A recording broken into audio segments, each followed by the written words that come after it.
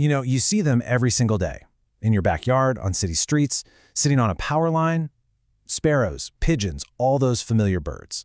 They seem so ordinary, right? But what if I told you their family story is one of the most epic tales in the history of life on Earth? Seriously.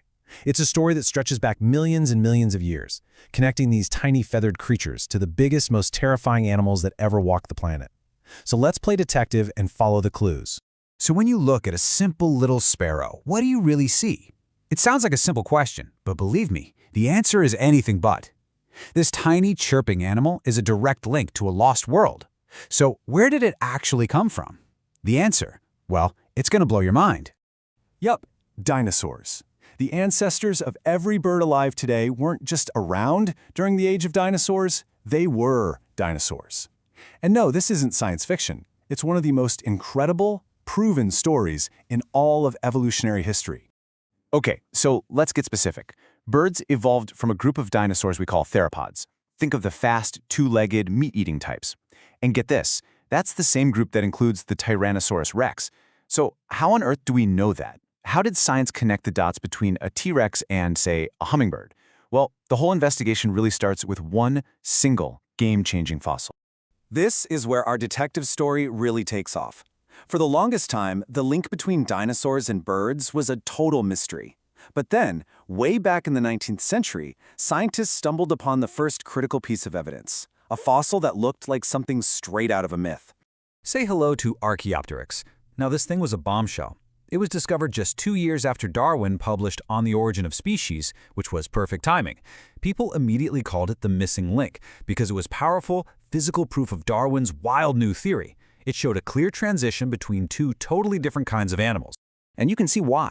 Archaeopteryx was a perfect mashup. On one hand, it had feathers and a wishbone, just like a modern bird. But on the other hand, it had a full mouth of sharp teeth, a long bony tail, and claws on its wings, all classic features of a small theropod dinosaur. It wasn't quite a bird, but it wasn't just a dinosaur either. It was literally a snapshot of evolution in action. And Archaeopteryx isn't some lonely outlier anymore. In the last few decades, incredible fossil finds, especially out of China, have uncovered a whole zoo of feathered dinosaurs. We now know that tons of theropods had feathers. But here's the kicker. Those first feathers weren't for flying. Nope.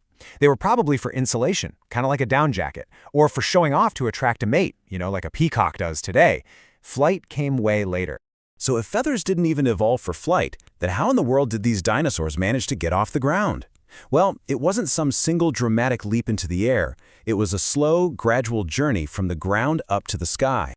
The current thinking is that it probably started with small dinosaurs climbing trees, maybe to get away from bigger predators or to find food. From there, it's not a huge leap to gliding, using those feathers to control their fall when they jumped from branch to branch. And then, over millions of years, that gliding slowly, piece by piece, evolved into true powered flight as their bodies changed. And man, did their bodies have to change. We're talking a complete overhaul. Heavy, solid bones became hollow and super lightweight. Their entire chest was redesigned, growing this huge bone called the keel. It's like a massive ridge on their breastbone, just to anchor the enormous muscles needed to flap their wings. Even their feathers transformed from simple fluff into these complex aerodynamic marvels we see today. Each one is basically a tiny, perfect wing. So these brand new avian dinosaurs were starting to thrive. But then, the world changed forever, pretty much in a single day. And their story of survival is just as incredible as their story of learning to fly. 66 million years ago, an asteroid the size of a mountain slammed into the Earth. The impact set off a global catastrophe, a mass extinction that wiped out about 75% of all species on the entire planet, including all of the giant non-flying dinosaurs. This was the great turning point, a clear line in the sand. Before the impact, you had giant dinosaurs ruling the planet. After the impact, they were gone. This single terrible event ended the age of dinosaurs and basically cleared the stage for a new group to take over the world. So why did the birds make it when their bigger cousins didn't? It really all came down to size. The survivors were small. They could hide in burrows or trees. They could eat stuff like seeds and insects that were still around. They were the ones who managed to squeak through that great filter of extinction, and they inherited a world full of empty spaces, just waiting to be filled. So, in the aftermath of all that destruction, the surviving birds just exploded. They went through this incredible burst of evolution, diversifying into the thousands of species we know and love today. This is where the story of modern birds really kicks into high gear. And probably the most famous example of this is Darwin's finches. You've heard of him, right? When Darwin visited the Galapagos Islands, he saw that finches on different islands had totally different beaks. And he had this aha moment. He realized each beak was perfectly shaped for the specific kind of food on that island. It was a perfect real-world demonstration of natural selection at work. The process is actually pretty simple, but it's so powerful. The environment throws a challenge at you, like a really tough seed to crack, or an insect hiding deep in some tree bark. Over generations, the birds whose beaks are just a little bit better for that job are the ones that survive and have more babies. Now just repeat that process millions of times all over the planet, and that's how you get this stunning variety of birds we see today. And here's the most important part. Evolution isn't over. It didn't just stop. It's happening right now, all around us. We see it in birds that develop these incredible long-distance migrations to follow the seasons. We see it in the ridiculous, beautiful feathers of a peacock, which are purely the result of sexual selection.